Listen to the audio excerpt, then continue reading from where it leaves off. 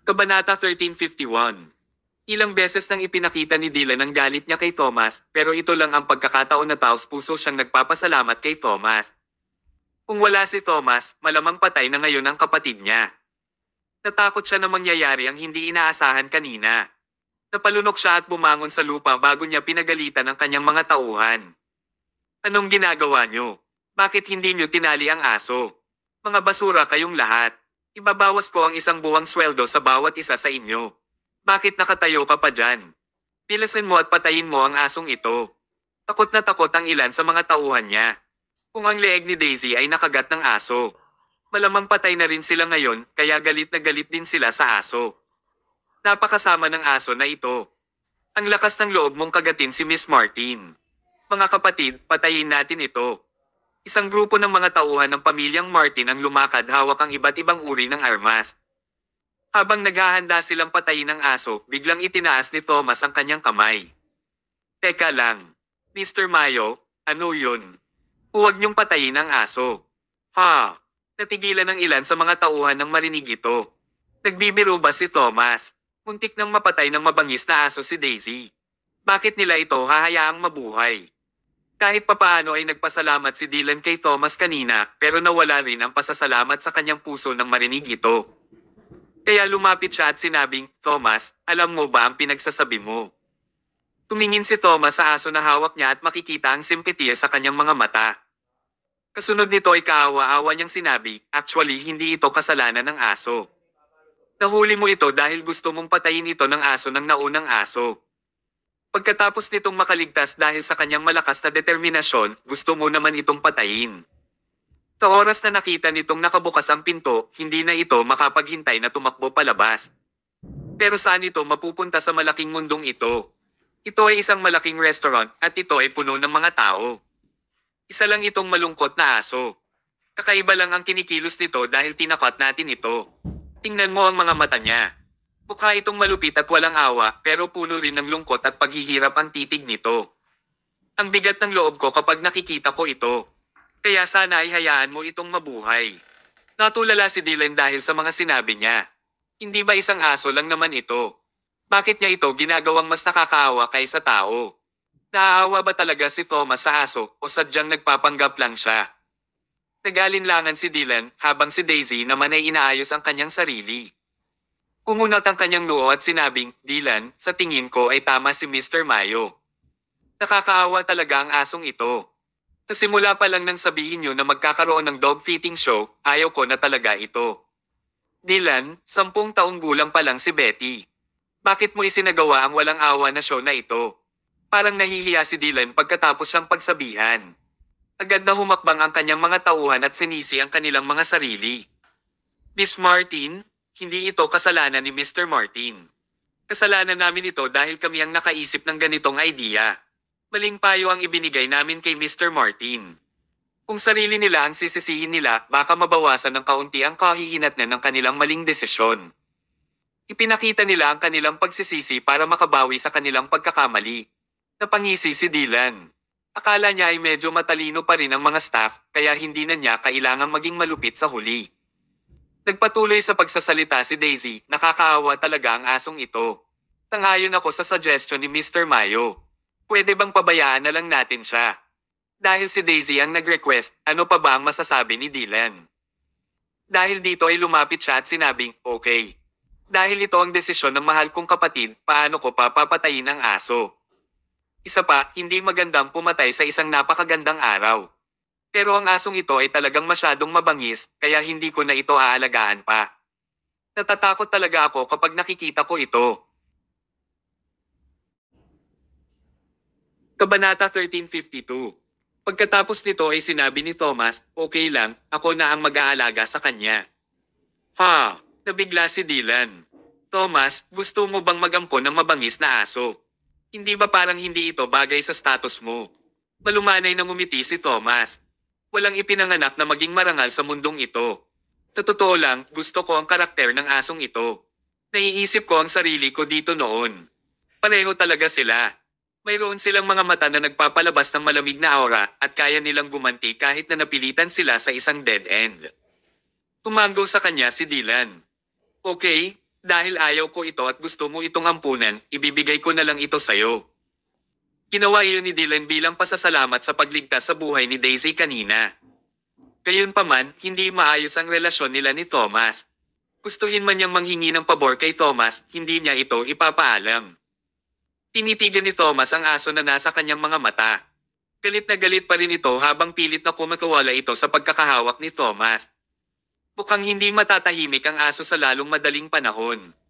Kasunod nito ay sinabi ni Thomas sa mga tauhan, pwede bang pakalmayan mo ito ng kaunti? Hindi ito pwedeng magpatuloy. Kung patuloy itong nanlalaban, masasaktan nito ang kanyang sarili. Madali lang gawin iyon. Pumunta ang staff at tinurukan ng sedative ang aso. Pagkatapos nito, dahan-dahang tumahimik ang aso. Pagkatapos nito, nilagyan ng mask ng mga tauhan ang aso at tinalian ito ng lubad para wala na siyang masaktan pa. Mr. Mayo, ipadala na ba natin ito sa kumpanya mo?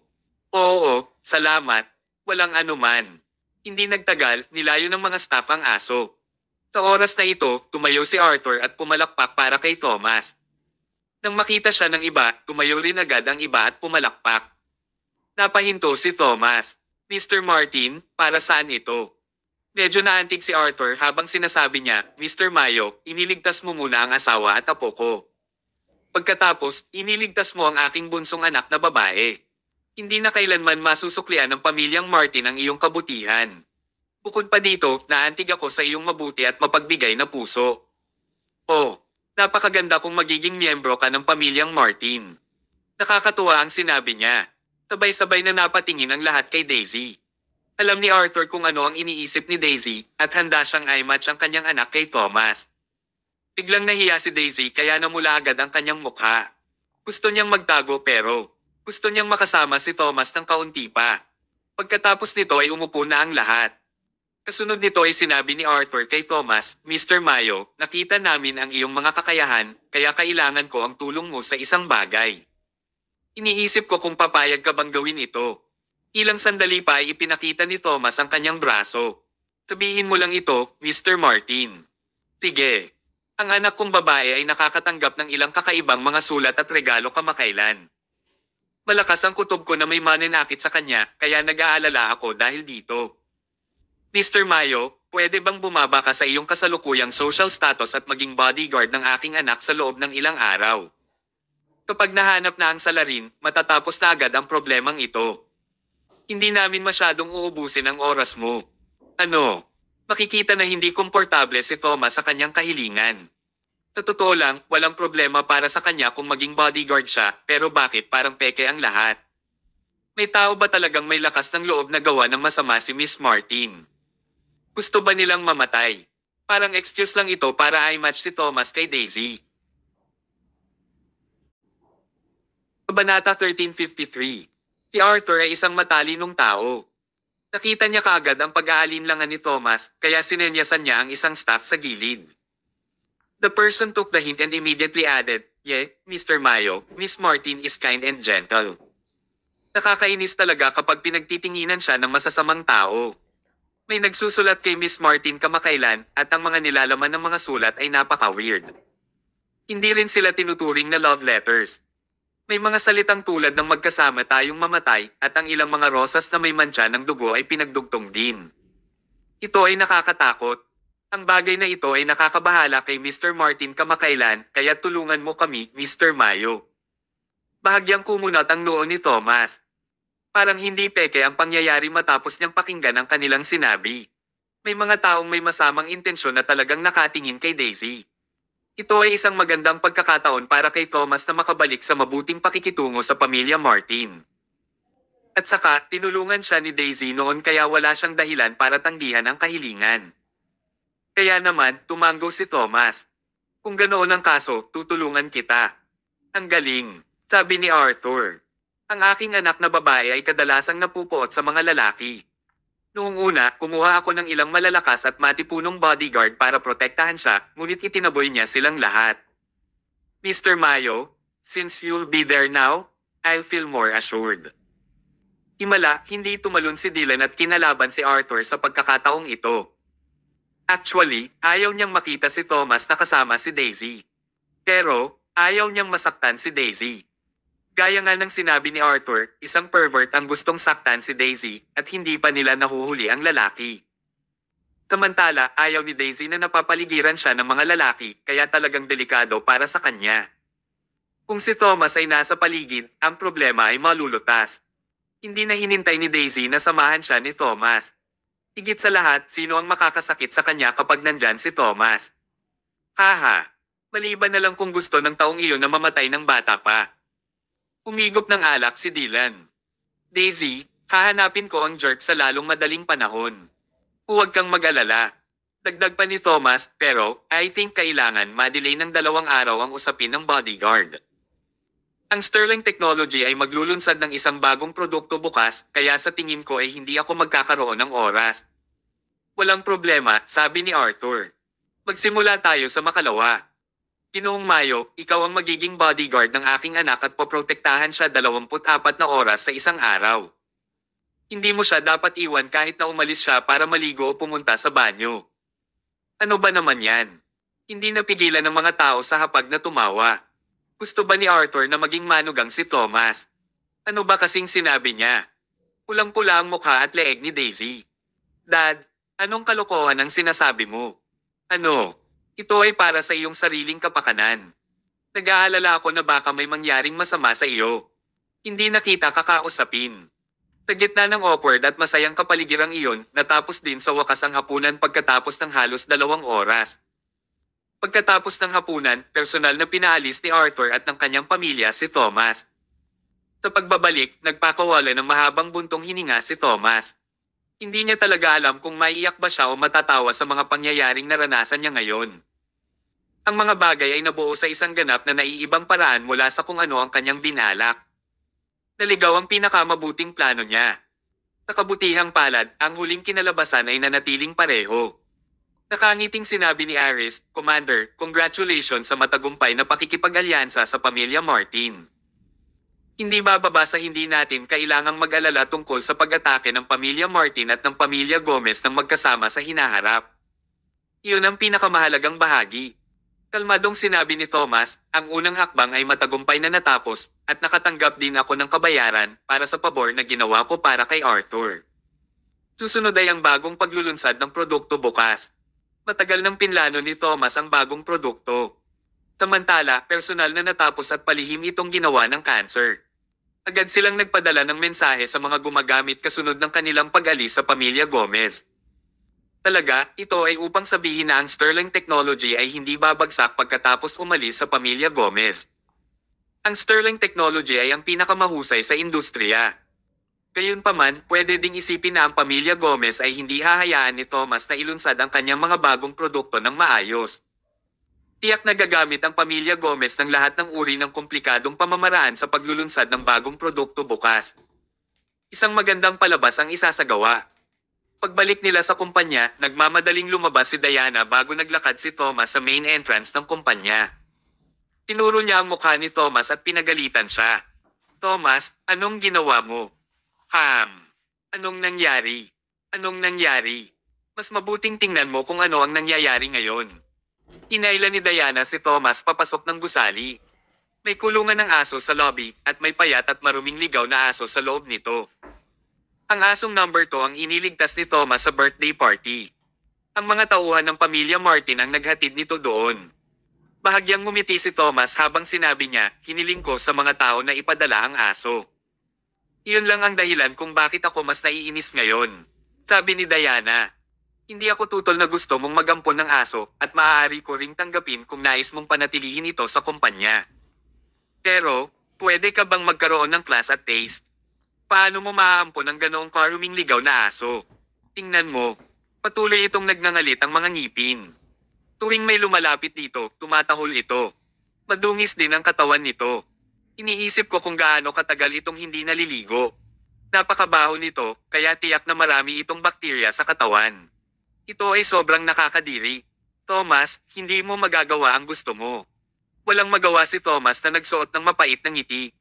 Ang asong number 2 ay talagang pangit. Gayunpaman, hindi iyon pinansin ni Thomas. Nagustuhan niya ang karakter ng aso, hindi ang hitsura nito. Naglakad si Thomas patungo sa aso. Bago siya makalapit, ang aso ay tumahol ng baliw. Malinaw pa nitong naaalala kung paano ito nasupil ni Thomas. Nang wala pang 3 metro ang layo ni Thomas sa kulungan ng aso, nagngangalit ang aso at yumuko ang katawan nito. Ang tindig nito ay nagpapahiwatig na handa na itong atakihin si Thomas. Tila imposibleng ampunan ng aso.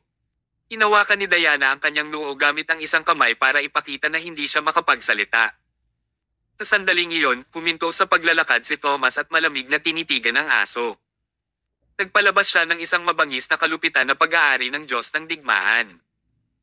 Ito ang hindi magagapi at mapangakit na aura na natipon niya pagkatapos patayin ang mga kaaway sa larangan ng digmaan at makipaglaban sa mga lugar ng digmaan. Sa isang iglap, ang aso ay natakot sa punto na ito at umatras ng 2 hakbang. Gayunpaman, hindi ito tumayo dahil sa takot. Sa halip, pinanatili nito ang postura niya para umatake. Kabanata 1354. Nasiyahan si Thomas. Sabi niya, alam kong marami kang pinaghirapan noong nakaraan at kontrolado ng iba ang buhay mo. Nabuhay ka sa takot at puot araw-araw. Kapag nandoon ka sa ganoong buhay sa mahabang panahon, nagiging sobrang sensitibo ka at nahuhumaling sa pagpatay. Pero sa aking mga mata, hindi ka natatakot sa kapangyarihan. Mayroon kang tapang at kakayahang lumaban. Sumunod ka sa akin at bibigyan kita ng bagong kinabukasan. Iwanan ng puot at takot. Sa halip, ipakita ang iyong tiyaga at tapang. Balang araw, tatayo ka sa tuktok ng mundo at minamaliit ang lahat. Mukhang natigilan si Diana. Ano ang nangyayari? Si Thomas ay nakikipag-usap sa isang aso. At saka, parang masigasig siya. Nabaliw ba siya? Ginoong Mayo, wala kang sakit, tama. Anyway, nahirapan si Diana na intindihin ang ugali niya. Gayunpaman, naiintindihan ito ni Aries. Kabilang sa 12 Golden Zodiac, ang bawat miyembro ay likas na matalino at mayabang. Gayunpaman, lahat sila ay handang isuko ang kanilang sarili kay Thomas dahil si Thomas ay nagmamay-ari ng ganap na kapangyarihan at naglalabas ng isang kahangahangang aura. Nakilala lang nila ang Diyos ng digmaan. Hindi lang sinabi ni Thomas ang mga salitang iyon sa aso, ngunit sinabi rin niya ang parehong bagay sa maraming miyembro ng 12 Golden Zodiacs dati. Tinundan lang nila si Thomas dahil nagtiwala sila sa kanya, ang Diyos ng digmaan. Si Thomas ang araw, ang liwanag, ang suporta sa isip, at ang tunay na pananampalataya para sa kanila. Nagpatuloy ang pagngangalit ng ngipin ng aso. Tila ang mga aso ay mga aso, at talagang iba sila sa mga tao. Kahit gaano kahusay ang pananalita ni Thomas, hindi pa rin ito naiintindihan ng aso. Sa sandaling iyon, ikinawin ni Thomas ang kanyang kamay at sinabing, Aries, buksan mo ang hola. Ha! Natakot si Diana. Ginoong Mayo, huwag maging walang ingat. Napakabangis ng asong ito. Kung bubuksan mo ang hola, baka may mamatay. Gayunpaman, direktang lumapit si Aries at naghanda upang buksan ang hola nang walang sinasabi. Aries, bakit parang baliw ka rin? Tulala si Diana. Mabilis siyang tumakbo at nagtago sa likod ng mesa. Takot na takot siya na baka makagat siya ng aso. Hindi man siya nakagat hanggang mamatay, baka magkarabis siya, kaya napakadelikado. Tinitigan ni Thomas ang aso sa hola, at sinabi niya, kung gusto mo akong sundan, pumunta ka rito. Kung gusto mong umalis, hindi kita pipigilan. Maaari kang magpasya kung gusto mong manatili o umalis. Napakamot ng ulo si Diana. Nakakabaliw ito. Baliw na talaga si Mr. Mayo ngayon. Patuloy siyang nakikipag-usap sa isang aso. May sira talaga ang ulo niya. Mukhang kailangan kong kumuha ng doktor para gamutin si Mr. Mayo. Habang nagsasalita siya, naglakad na si Aries at binuksan ang hola. Tumingin si Dog kay Thomas bago ito tumingin sa nakabukas na hola na parang nag-aalangan. Boof! Ang aso ay patuloy na tumatahol sa mahinang boses.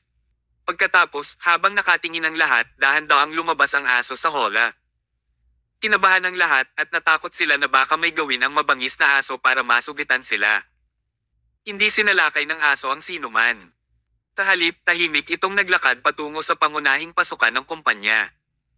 1 hakbang, 2 hakbang, 3 hakbang. 10 hakbang, 11 hakbang, 12 hakbang. Aalis na sana ito ng kumpanya, tumigil ito sa paggalaw. Ang lahat ay lumunok at nagtago sa likod ng mga mesa at upuan dahil natatakot sila sa anumang posibleng aksidente. Biglang lumingon ang aso at tumingin kay Thomas. Nagkatitigan ang lalaki at ang aso. Woof! Ang aso ay tumayo ng mahabang panahon at bigla itong sumugod kay Thomas na tila nakapagdesisyon na sa wakas. Ginoong Mayo, mag-ingat ka. Sa sobrang pag-aalala ni Diana kay Thomas ay tumakbo siya palabas mula sa likod ng mesa. Ngunit, siya ay ganap na natigilan sa susunod na segundo. Ang aso ay hindi gumawa ng anumang pagtatangka na salakayin si Thomas. Sa halip, lumapit ito kay Thomas at hinimas ang ulo ni Thomas sa guya. Pagkatapos ay itinaas nito ang buntot at patuloy na ikinakaway. Gagawin niyo ng aso kapag gusto nitong pasayahin ang may-ari nito. Natigilan si Diana. Talagang nabigla siya. Hindi pa siya nakakita ng ganoong mahiwagang bagay.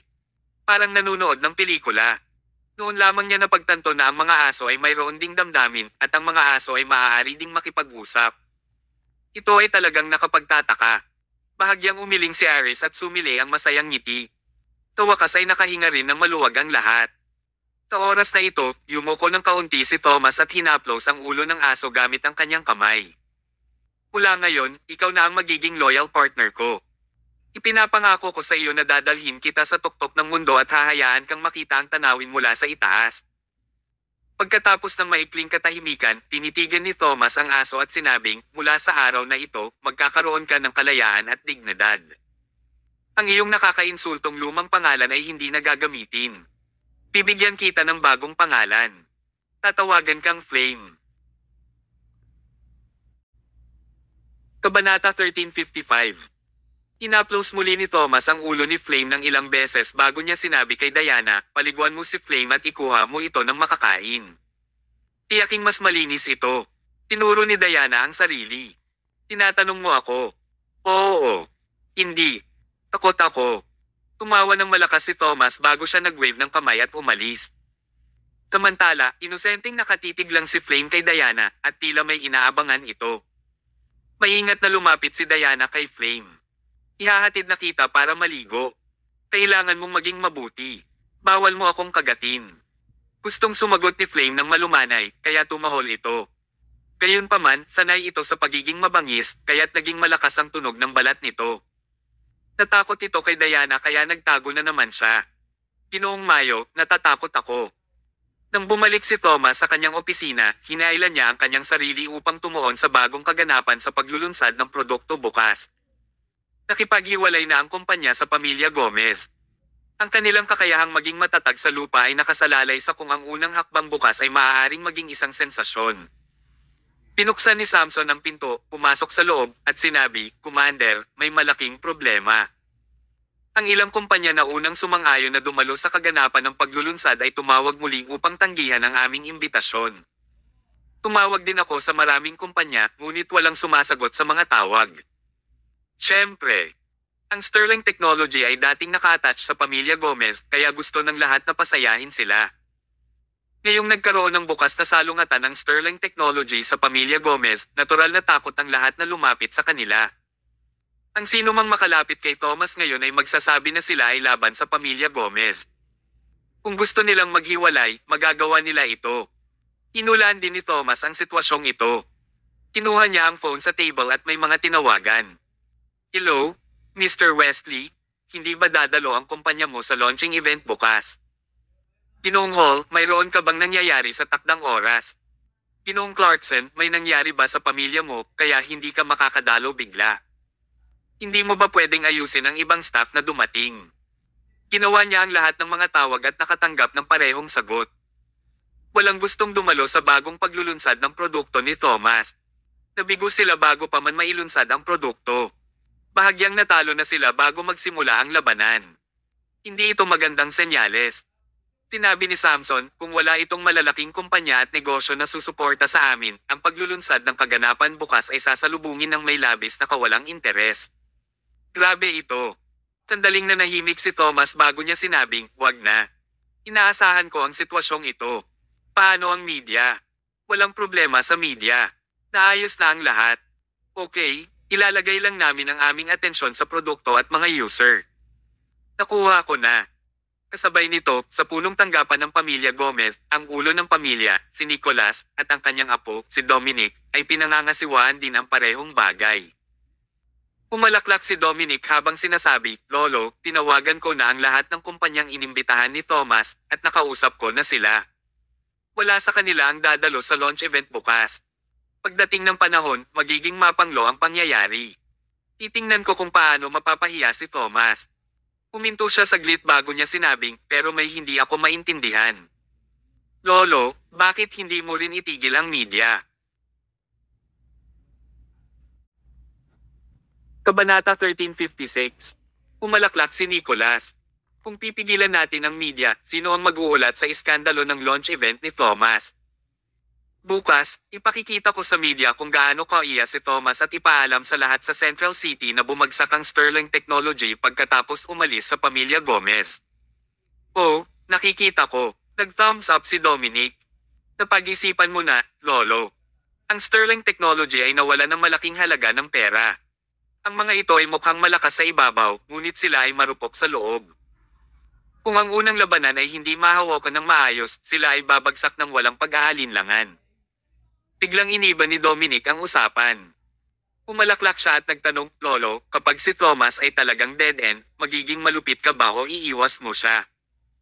Pagkatapos ng lahat, si Thomas ay biological na apo ni Nicholas. May kaugnayan sila sa dugo. Kung pinili ni Nicholas na iligtas si Thomas at magpakita ng kaunting awa, hindi ito kakaiba. Sa totoo lang, matagal nang may sagot si Nicholas para sa tanong na ito. Mahinahon niyang sinagot, ang susi sa kaligtasan ni Thomas ay nasa kanya, hindi sa akin. Kung siya ay may sapat na katinoan upang ibalik ang Sterling Technology sa pamilya Gomez, ayos lang pare sa akin na iligtas siya batay sa aming biological na relasyon.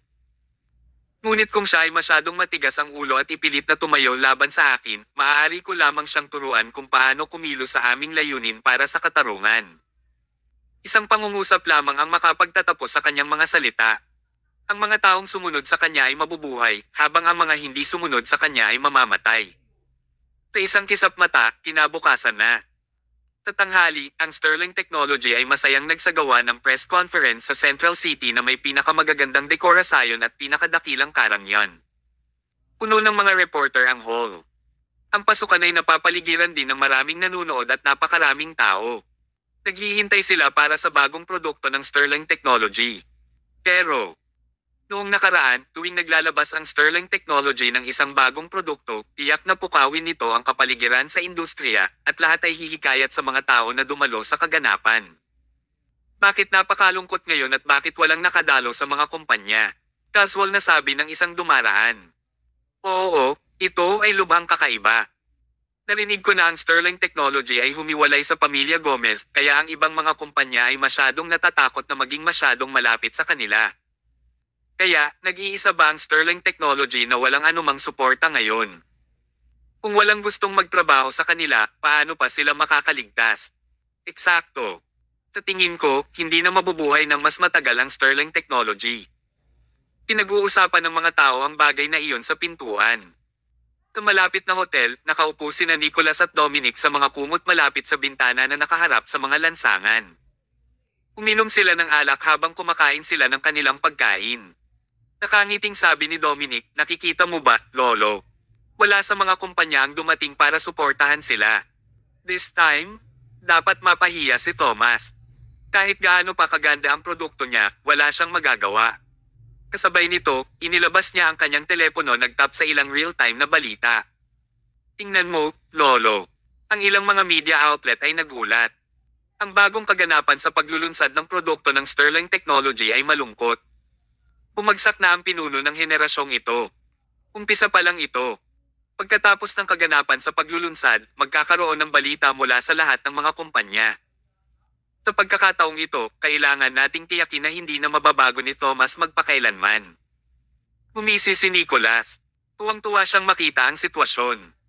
Humigop siya ng alak bago siya nagtanong, kamusta ang arrangement natin para sa manpower? Nahawakan ko na, sabi ni Dominic. Nagayos ako ng ilang mga tauhan sa iba't ibang mga pangunahing kalye. Kung ang ibang mga kumpanya ay maglakas loob na dumalo sa kaganapan sa paglulunsad sa aming likuran, kukunin ko ang aking mga tao upang talunin sila hanggang sa mamatay. Kinagarantiya ko na walang sino mang susuporta kay Thomas. Ang galing. Kinuha ni Nicholas ang isang piraso ng karne. Thomas, ipaglalaban mo ba ako? Halika, gusto kong makita kung paano pinipiga ng braso mo ang hita ko. Papalapit na sila sa oras ng opisyal na pagsisimula ng kaganapan sa paglulunsad at binibilang nila ang huling 10 minuto. Gayunpaman, wala pa ring kumpanyang dumalo sa oras na ito. Kahit na, aksidenteng, dumaan ang mga tauhan ng malalaking kumpanya, itataboy sila ng mga taong inilagay sa pwesto ni Dominic. Ang kaganapan sa paglulunsad ng Sterling Technology ay nakatakdang magwakas sa kabiguan ngayon. Kabanata 1357. Nagsalin si Dominic ng isang baso ng alak pero bago niya ito inumin ay tumunog ang kanyang telepono. Ibinaba niya ang wine glass at sinagot ang tawag. Ginoong Gomez, may nangyari. May mga taong sumugod sa gilid namin. Ang taong nasa linya ay isang taong inilagay ni Dominic sa labas upang partikulay na pigilan ang mga taong nagnanais na dumalo sa kaganapan ng paglulunsad ni Thomas. Ang kanilang mga bilang at kakayahan ay hindi masama. At saka, kapag nakita ng mga normal na tao ang mga miyembro ng pamilya Gomez doon, hindi nila namamalayan na lalayo. Imposibleng magmadali silang pumasok sa loob. Pero, bakit may mga taong mayabang pa rin? Umunat ang noo ni Dominic at nagtanong, "What's wrong with you? Anong ginagawa mo? Bakit hindi mo kayanin ang napakaliit na bagay?" "Hindi po Mr. Gomez. Hindi kami naglakas loob na pigilan ang mga taong iyon. Hindi naman sa hindi kami nag-effort." "Ano? Sino sila?" "Mga miyembro sila ng pamilya Martin." Sa pagkakataong ito, natigilan si Dominic. Bakit biglang sumugod ang mga kapamilya ni Martin? Sa tapat niya, tinanong ni Nicholas, ano ang nangyari?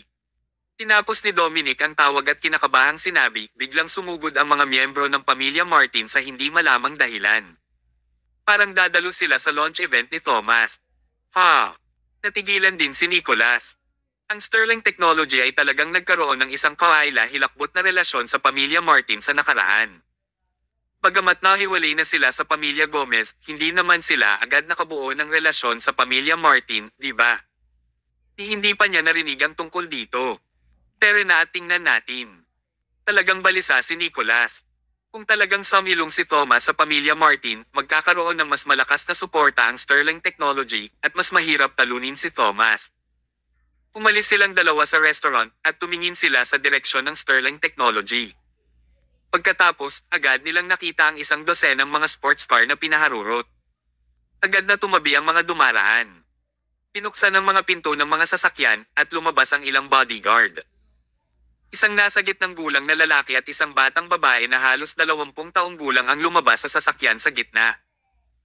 Makikilala ng mga taong nakakakilala sa kanila na ang lalaki ay ang ulo ng pamilya Martin, si Arthur, at ang babae ay ang kanyang bunsong anak na babae, si Daisy. Karaniwang mayabang si Arthur, at sa pangkalahatan ay hindi siya dumalo sa anumang mga kaganapan sa paglulunsad. Ang kanyang anak na si Dylan ay karaniwang dumedalo sa mga ganoong okasyon. Nang makitang personal siyang dumalo sa kaganapan ngayon, talagang suportado niya ang Sterling Technology. Hindi pa rin iyon big deal. Higit sa lahat, nandoon si Daisy. Dapat malaman na magagawa ni Daisy ang anumang gusto niya sa pamilya Martin. Ginawa niya ang lahat ayon sa kanyang sariling kalooban at hindi siya nakinig sa sinuman. At saka, galit na galit si Daisy sa mga lalaki. Hindi siya nagpakita sa publiko. Gayunpaman, maaari siyang dumalo sa paglulunsad ng produktong ito ngayon. Kailangang mayroong isang kawili-wiling dahilan para dito. Inakay ni Arthur si Daisy sa lobby. Sa likuran nila, isang grupo ng kanilang mga nasasakupan ang naglipat ng malalaking basket ng bulaklak, mga plate, at mga banner. Napakaganda ng ostentation at masasabi ng mga tao na nandoon sila para suportahan ang Sterling Technology. Sa pagkakataong iyon, nagulat at natulala ang nanunood. Ang pamilya Martin ay isa sa 3 pinakamalaking pamilya na may parehong pamantayan ng pamilya Gomez. Nang magpakita ang pamilya Martin, ipinakita nito na talagang malakas ang suporta ng Sterling Technology. Iniwan nila ang pamilya Gomez at sumama sa pamilya Martin. Ang susunod na hakbang ng Sterling Technology ay talagang kawili-wili. Nagtataka ako kung bakit naglakas loob ang Sterling Technology na makipaghiwalay sa pamilya Gomez. Suportado pala sila ng pamilya Martin. Ngayon walang magiging problema. Oo. Kahit na ang ibang mga kumpanya ay hindi dumating, ang pamilya Martin lamang ay sapat na upang mapanatili ang mga hitsura. Nangunguna pa rin ang Sterling Technology sa industriya. Sulit pa rin naabangan ang kanilang pag-unlad. Ang itsura ni na Arthur at Daisy ay lubos na nabaligtad ang sitwasyon at ginulo ang lahat ng mga pukana ng pamilya Gomez. Kabanata 1358. Naikuyom ni Nicholas ang kanyang kamao at ibinato ang isang malakas na suntok sa dingding. Kinagat niya ang kanyang mga ngipin at sinabing, "Darn it. Ang mga jerks na ito mula sa pamilya Martin ay lumalaban sa pamilya Gomez." Sabi ni Dominic, "It's no surprise. Kinuha natin ang kanilang pivot technology kaya tumalikod sila at nakipagtulungan sa Sterling Technology. Normal din na gusto nila tayong ipahiya. Ito ay talagang magiging kawili-wili." Ang pamilya Gomez at ang pamilya Martin, pati na rin ang Sterling Technology at Pivot Technology, ay dating nakikipagkompetensya sa isa't isa. Gayunpaman, aktwal na nagpalitan sila ng mga kasosyo sa loob lamang ng isang linggo. Walang makakatiyak kung mananatili ang pamilya Gomez o ang pamilya Martin hanggang sa wakas. Napasimangot si Nicholas, ang pamilya lang ni Martin. Itinigil na natin ang ibang mga kumpanya para hindi sila makagawa ng anumang sensasyon. Pagkasabi pa lang niya ay may nakita siyang dalawang sasakyan na pinaharurot. May mga dumating na naman. Tinaman ng tingin ni Nicholas si Dominic. Ano ang nangyayari? Paano gumagana ang iyong mga subordinate? Bakit nila pinayagan ng mga tao na pumasok muli? Mukhang natulala din si Dominic. Hindi ko alam. Ano ang nangyayari? Pareho silang tumingin muli sa direksyon ng Sterling Technology. Bumukas ang mga pinto ng dalawang sasakyan na katatapos lang itaboy at maraming lalaking nakasot ang lumabas. Nakilala nila ang isa sa mga individual. Siya si Dunstan, ang taong namamahala sa Science and Technology Alliance. Subordinate na siya ni Thomas dahil kinuha na ni Thomas ang Science and Technology Alliance. Naging pinuno pa siya ng alyansa. Ang Science and Technology Alliance ay walang tunay na kapangyarihan, ngunit anuman ang mangyari, isa pa rin itong organisasyon na nag-uugnay sa pamahalaan at mga mamamayan. Nagkaroon pa rin ito ng tiyak na kahulugan. Nang ang mga miyembro ng Science and Technology Alliance ay dumalo sa kaganapan, ito ay nagsasangkot na ang Sterling Technology ay may talagang malakas na network. At saka, talagang walang lakas ng loob ang pamilya Gomez na gumawa ng kahit ano sa naturang organisasyon. Darn it! Naunawaan na ngayon ni Nicholas kung bakit gusto ni Thomas na maging pinuno ng Science and Technology Alliance kahit na nangangailangan ito ng maraming pagsisikap. Matagal na pala ang plano ni Thomas na iwan ang pamilya Gomez. Sa kanilang relasyon sa Science and Technology Alliance, mas mahirap kung gusto niyang durugin ang Sterling Technology. Gayunpaman, hindi iyon ang wakas. Muling pinaharurot ang isa pang sasakyan. Ang kotseng ito ay mukhang mas simple, ngunit masasabi ng mga tao na ang kotse ay pagmamayari ng gobyerno. Dumating din sila para batiin ang Sterling Technology. Wala na sa mood si Nicholas na magtanong ng kahit kay Dominic.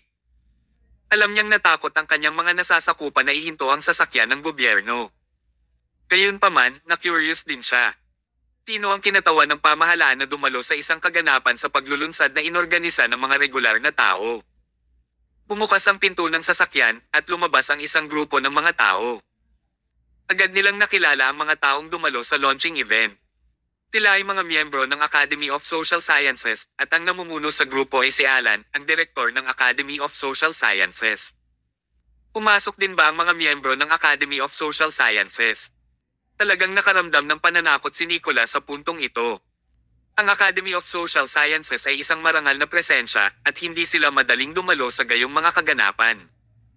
Dahil nandoon sila, dapat ay mayroon silang napakalapit na relasyon sa Sterling Technology. Sa suporta ng gobyerno, lalakas ang Sterling Technology. Lolo, mahirap na itong hawakan ngayon, sabi ni Dominic. Alam ko, nakaramdam ng inis si Nicholas. Una siyang nagayos ng isang magandang palabas para kay Thomas at nakipag-ugnayan pa siya sa napakaraming news media outlet. Anong nangyari ngayon? Siya ay naging clown. Kung ang mga news media outlet ay nakalista ang mga taong dumalo sa kaganapan, ang Sterling Technology ay magiging mas kagalang-galang. Tinubukan niyang sirain si Thomas, ngunit sa huli ay sinisira niya ang kanyang sarili. Hindi lang nagawang pagtawanan ni Nicholas si Thomas, pero pwedeng nakatulong pa siya na mapabuti ang reputasyon ni Thomas. Natalo siya sa laro. Kabanata 1359. Habang iniisip ito ni Nicholas, mas lalo siyang natakot. Kung ang mga mamamahayag ay tapat na nagulat sa kaganapan, kapag ang balita ng engranding okasyon ay kumalat, ang lahat ay magkakaroon muli ng tiwala sa Sterling Technology. Hindi pwede. Hindi siya papayag na mangyari ang ganoong bagay. Dominic. Oo, Lolo. Kumanda upang isagawa ang Plan B. Sige. Agad nilabas ni Dominic ang phone niya at tumawag. Hello? Ito ba si Mr. Hart? Tungkol sa bagay na napagkasundoan natin kanina, pwede mo ba kaming tulungan? Sa puntong ito sa kaganapan ng paglulunsad ng Sterling Technology. Ang mga miyembro ng pamilya Martin, ang Science and Technology Alliance, at ang Academy of Social Sciences ay umupo sa kanilang mga upuan. Tuwang-tuwa ang mga reporter sa kaganapan. Noong una ay naisip nila na ito ay magiging isang tahimik na kaganapan sa paglulunsad, ngunit napakaraming maimpluwensyang malalaking boss ang lumitaw ng hindi inaasahan. Kapag ang isa o dalawa sa malalaking lalaki na ito ay nagpakita, ito ay magiging napakakahanga-hanga, hindi banggitin na lahat sila ay nagpakita ng magkasama ngayon. Tila hindi bumagsak ang Sterling Technology matapos iwan ng pamilya Gomez gaya ng sabi ng mga sismas. Sa halip, mayroon silang malakas na backup. Napakaraming malalaking lalaki ang nakipag-ugnayan ni Thomas sa simula, kaya tila handa na siyang iwan ng pamilya Gomez. Napakatalino niya talaga. Umakyat si Thomas sa stage at nagpasalamat sa lahat ng nasa ilalim ng stage. Pagkatapos, inilabas niya ang bagong produkto ng kanyang kumpanya at ipino-promote ito. Sa totoo lang, ang produkto ay personal na binuo ni Cancer, kaya ang kalidad ay napakataas. Sa sandaling nailunsad ang produkto, nag-trigger ito ng pagnanais ng mga mamimili na bilhin ito. Hindi na makapaghintay ang lahat na bilhin ang bagong produkto ng Sterling Technology. Ito ay isang produktong gumagawa ng panahon na mayayanig ang industriya ng teknolohiya sa Central City. Sa katunayan, ang Sterling Technology ay talagang makapangyarihan. Habang masaya ang lahat, isang aksidente ang nangyari. Ilang lalaki ang sumugod sa launching event at ang nanguna sa grupo ay isang nasa katanghaliang gulang na lalaking may kalbo ang ulo. Sa teorya, ang seguridad sa antas na ito ng kaganapan sa paglulunsad ay napakahigpit. Imposibleng papasukin ang sinuman. Gayunpaman, nagawa ng taong ito na ipilit ang sarili na nagpapahiwatig ng kanyang marangal na katayuan. Bahagyang kumunat ang noo ni Thomas at pakiramdam niya ay hindi pala kaibigan ng lalaking ito. Sa katunayan, sa sandaling pumasok ang lalaki sa kaganapan, siya ay pumunta sa lahat. Pagkatapos ay itinuro niya si Thomas sa entablado at sinabing, Thomas Mayo, inuutusan kitang tapusin kaagad ang kaganapang ito sa paglulunsad at i-seal up ang lahat ng pinakabagong produkto ng iyong kumpanya. Hindi ka pinapayagang ibenta ang mga ito. Ano? Nagbibiro ba siya? Sino mang normal na tao ay sumugod at nakipagtalo sa nasa katanghaliang kalbo. Ngunit, hindi ginawa ni Thomas. Mahinahon niyang tinanong, maaari ko bang malaman kung sino ka at bakit mo ako inuutusan na gawin ang mga bagay na ito? Napamura ang kalbo. Haha, hindi mo ako kilala. Ako si Darius Hart, ang Deputy Director ng isang third party na kumpanya ng inspeksyon ng kalidad. Para sa mga kumpanya sa lugar na ito. Kapag mayroong anumang bagong produkto na ililista, kailangan mong pumunta sa aming third party na kumpanya ng inspeksyon ng kalidad para sa pagsusuri at makuha ang aking pagkilala. Maaari ka lamang magbukas para sa pagbebenta pagkatapos kumpirmahan at tatakan. Naiintindihan mo ba? Hindi ko maalala na naaprubahan ko ang iyong bagong produkto. Pribado mong ibinebenta ang produkto nang hindi nakuha ang aking pagkilala at ito ay labag sa batas. Dahil hindi mo pa ito opisyal na naibenta, hindi pa rin huli ang lahat para huminto ngayon. Kung pipilitin mo at hindi makinig sa akin, hintayin mo lang na makulong ka. Siya ay talagang isang tao na may katayuan at background. Bahagyang kumunat ang noo ni Thomas at sinabing, matagal na naming ipinadala ang aming mga bagong produkto para sa pagtatasa at nakapasa din kami sa pagtatasa. Ang lahat ay isinagawa ayon sa pamamaraan. Wala naman dapat problema, di ba? Umalaklak si Darius. Anong ibig mong sabihin na walang problema? Sino ang nakuha mo upang aprobahan ang pagtatasa para sa iyo? Alam mo ba na ako lang ang makakapagtatak at pumirma sa lugar na ito? Hindi mabibilang kung aprobahan ito ng ibang tao para sa iyo. Kabanata 1360. Mukhang sinadya niyang kalabanan si Thomas. Si Alan mula sa Academy of Social Sciences ay tumayo at mukhang hindi masaya habang sinabi niya, Darius Hart, hindi ba sa tingin mo ay napaka-arrogant mo? Hindi ba ayos lang basta aprobahan ng iyong kumpanya ang pagtatasa? Bakit kailangan niyang hintayin ang pirma mo? Alan Shaw, isipin mo na lang ang sarili mong negosyo. Hindi mo kailangang matakpan ng isang third party na kumpanya ng inspeksyon ng kalidad. Hayaan mong sabihin ko sa iyo, kung ang produktong ito ay hindi pumasa sa aking pagtatasa, hindi ito may lalagay sa merkado. Naiinis na sabi ni Darius. Ganyan noon. Masasabi ng sino mang matinong tao na sinadyang bigyan ng problema ni Darius si Thomas. Gayunpaman, sa mahigpit na pagsasalita, tila hindi sila maaaring pumili ng anumang problema. Si Darius nga ang nagmamay-ari ng kapangyarihang kontrolin ang lugar na ito. Kung hindi nakuha ni Thomas ang kanyang pag-aproba, hindi siya makakapagbukas para sa pagbebenta. Kailangan bang kanselahin ang launch event ngayon dahil kay Darius? Magiging biro ba ito? Inilabas ng mga reporter ang kanilang mga kamera at kumuha ng litrato. Wala silang pakialam kung titigil ang kaganapan sa paglulunsad. Hanggat ito ay malaking balita, ito ay magiging lubhang kawili-wili sa kanila. Sa huli, sinabi ni Darius, Thomas, kailangan ko ring sabihin sa iyo na nakita ko ang pagpapakilala ng iyong bagong produkto at ito ay kakilat-kilabot na basura. Hindi ka makakapasa sa aking pagtatasa. Hindi lamang ang produktong ito, ngunit ang lahat ng mga produkto ng Sterling Technology ay hindi rin makakapasa sa pagtatasa. Mali ang konsepto ng Sterling Technology. Maaari kang maghintay na isara ang iyong negosyo. Ang kanyang mga salita ay nagiging mas malupit. Gusto lang pilitin ni Darius si Thomas sa dead end. Ang mga mata ni Thomas ay kumislap sa bangis. Sa oras na ito, isang haggard na boses ang narinig. Sino ang mayabang? Umunat ang noo ni Darius. Bakit may naglakas loob na pabulaanan siya? Gusto niyang makita kung sino ang matapang. Lumingon siya at nagangat ng tingin. Isang sulyap lang ay sapat na para matakot siya sa kanyang talino. Isang matandang lalaki na tila nasa 70s, ngunit ang kanyang mukha ay kumikinang at mataas ang loob. Bagamat hindi siya opisyal ng gobyerno na may mataas na posisyon, kalahati ng mga opisyal ng gobyerno sa Central City ay kanyang mga estudyante. Siya si Mr. Sparks, ang number 1 na malaking isda sa Central City. Karaniwang lumalabas ang lalaking ito para mamasyal at mag-tea-session. Siya ay hindi kailanman nasangkot sa anumang iba pang mga okasyon na wala sa kanyang negosyo. Sa hindi inaasahang pagkakataon, darating siya at dadalo sa launching event ng Sterling Technology ngayon. Ito ay talagang nakakalito. Ginoong Sparks, ano ang nagdala sa iyo dito? Sa sobrang takot ni Darius ay nauutal siya. Si Darius ay isang patak lamang ng tubig kumpara kay Mr. Sparks na parang karagatan. Madali lang siyang patayin ni Mr. Sparks. Inilagay ni Mr. Sparks ang dalawang kamay sa likod ng kanyang likuran habang siya ay maluwag sa paglalakad. Habang naglalakad siya, sinabi niya, dumating ako para dumalo sa launch event na inorganisa ng aking estudyante para sa kanyang bagong produkto. Hindi naman masyadong malayo iyon, di ba? Aking mag-aaral. Natigilan si Darius. Ginoong Sparks, niloloko mo ba ako? Hindi ko maintindihan. Inaplos ni Mr. Sparks ang kanyang balbas.